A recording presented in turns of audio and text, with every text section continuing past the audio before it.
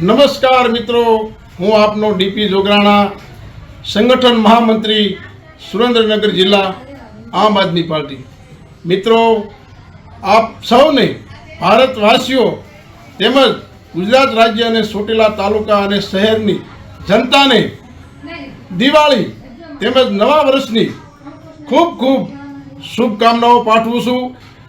સાથોસાથ કે આપનું નવું વર્ષ માં ચામુંડા દ્વારકાધીશ સુખ શાંતિ અને સમૃદ્ધિ આપે, તંદુરસ્ત રહો અને આપના જીવનમાં ઉત્તરોત્તર પ્રગતિ કરતા રહો એવો માં ચામુંડા અને દ્વારકાધીશને પ્રાર્થના કરું છું.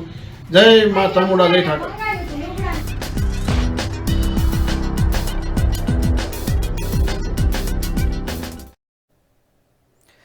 અને હવે વાત કરીએ જૂનાગઢની. તો જૂનાગઢના ભેસાણ તાલુકાના ચુડા ગામે શ્રી મહાકાળી મંદિર ફુલવાડી ધામ ખાતે દાતા શ્રી ભૂપતભાઈ દેવરાજભાઈ કોરાટના વરદ હસ્તે કરવામાં આવ્યું હતું વૃક્ષારોપણ. જી હા, ભેસાણ તાલુકાના ચુડા ગામે આવેલા શ્રી મહાકાળી માતાનું મંદિર છે અને ફુલવાડી ધામ ગત નવરાત્રિના દિવસોમાં ખૂબ જ ચર્ચામાં હતું, કારણ કે ધામધૂમથી અહીં નવરાત્રિ ઉજવાય છે અને આ વર્ષે અહીં નવરાત્રિનો તહેવાર પૂર્ણ થતાની સાથે જ દાતા શ્રી ભૂપતભાઈ કોરાટ દ્વારા અહીં નાળિયેર રોપીને શ્રી મહાકાળી માતાજીની જય બોલાવીને વૃક્ષારોપણના કાર્યની શરૂઆત કરાઈ.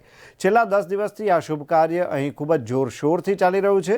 પર્યાવરણ, પશુ પક્ષીઓ અને માનવજાત માટે આવનારા દિવસોમાં ખૂબ જ જરૂરી છે અને ફુલવાડી ધામ ખાતે ખૂબ જ વિશાળ જગ્યા હોવાના કારણે અહીં નાના મોટા 1000થી પણ વધારે વૃક્ષોનું અને ફૂલછોડનું વાવેતર કરવામાં આવ્યું છે. છેલ્લા 20 દિવસથી ગરબી મંડળના યુવાનો, વડીલો, બાળકો અને ગામના સેવાભાવી લોકો રાત અને દિવસ ન જોઈ તનતોડ મહેનત કરીને આ ભગીરથ કાર્ય કરી રહ્યા છે અને આવનારા દિવસોમાં જે ફુલવાડી ધામ નામ છે તે હકીકતમાં ફુલવાડી ધામ બની જશે તે વાત ચોક્કસપણે કહી શકાય. અને આ ભગીરથ કાર્ય ચાલુ થયા બાદ ગામના ઘણા લોકો અને સાધુ સંતો અને માતાજીના દર્શનાર્થીઓ અને મહેમાનોએ મુલાકાત લીધી છે. એક સરસ પ્લાનથી વૃક્ષો વાવવા બદલ ખૂબ જ પ્રશંસા કરી છે, કારણ કે વૃક્ષ એ જીવન છે. કેમ કે વૃક્ષ મોટું થયા પછી મૂંગા પક્ષીઓને આશરો અને ખોરાક પણ આપે છે અને લોકો માટે શીતળ છાંયો પણ આપે છે. મહાકાળી માતાજીનું મંદિર છે અને ફુલવાડી ધામ અને અહીંયા કહેવામાં આવે છે. અહીંયા નવરાત્રિનું આયોજન ખૂબ ભવ્યથી ભવ્ય કરવામાં આવ્યું હતું.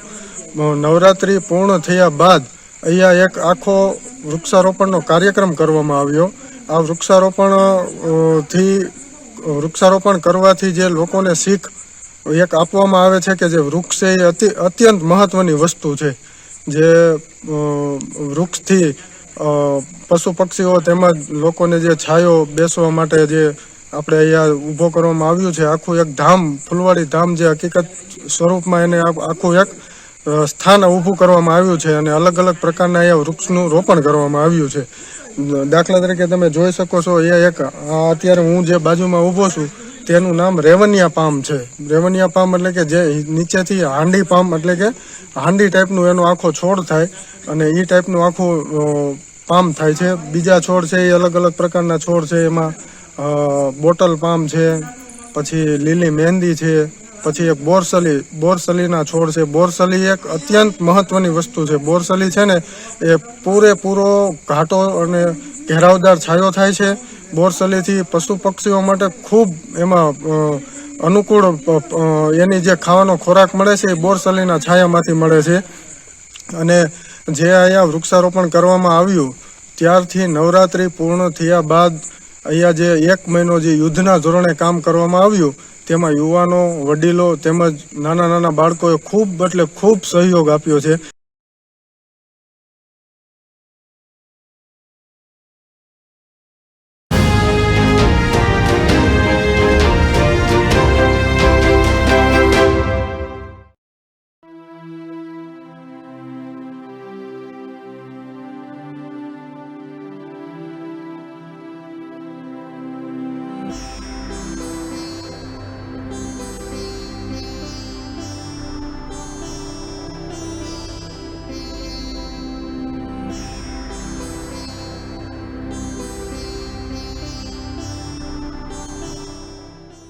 હું પરેશ ચૌહાણ, શ્રીરામ હેન્ડીક્રાફ્ટ ચોટીલા.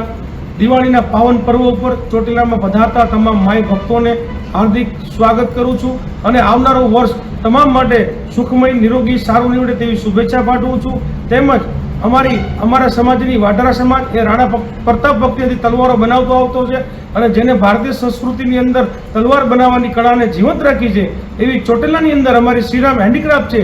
તો તમામ આવનારા યાત્રાળુઓ અને હસ્તકલાના શોખીનો માટે હું અપીલ કરું છું, આપ સૌ અમારી શ્રીરામ હેન્ડીક્રાફ્ટ સ્ટોરની મુલાકાત લ્યો અને ઘર માટે સુશોભિત તલવારો, ઢાલો અને રાણા પ્રતાપ, શિવાજી અને ભગતસિંહ જેવા અલગ અલગ અમે શિલ્લો પણ બનાવીએ છીએ, જે આપણા ભારતીય પરંપરાની અંદર શસ્ત્ર પૂજાની અંદર, લગ્નની અંદર અને ખાસ કરીને જે આપણી અંદર આ કલા છે હસ્તકલાની નકશીઓ, એવી સુશોભિત તલવારો આજે આપણું તમારું ઘર પણ પાવન કરી શકે છે અને સુશોભિત તલવારો થકી આપણે માતાજીનું પૂજન પણ કરી શકીએ છીએ. ત્યારે આવનાર તમામ ભક્તોને હું અમારા સ્ટોરની મુલાકાત લેવા માટે ફરીવાર આપ સૌને નમ્ર અપીલ અને નિવેદન કરું છું.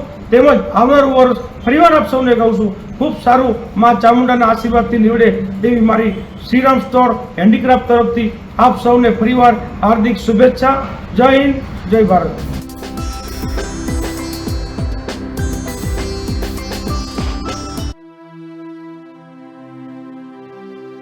હું ચોટીલા નગરપાલિકા ઉપપ્રમુખ કમલેશ પંડ્યા શહેરજનોને અને અમારા નગરપાલિકાના તમામ સભ્યો વતી અને સંગઠન વતી હું બધાને ખૂબ ખૂબ શુભકામના પાઠવું છું.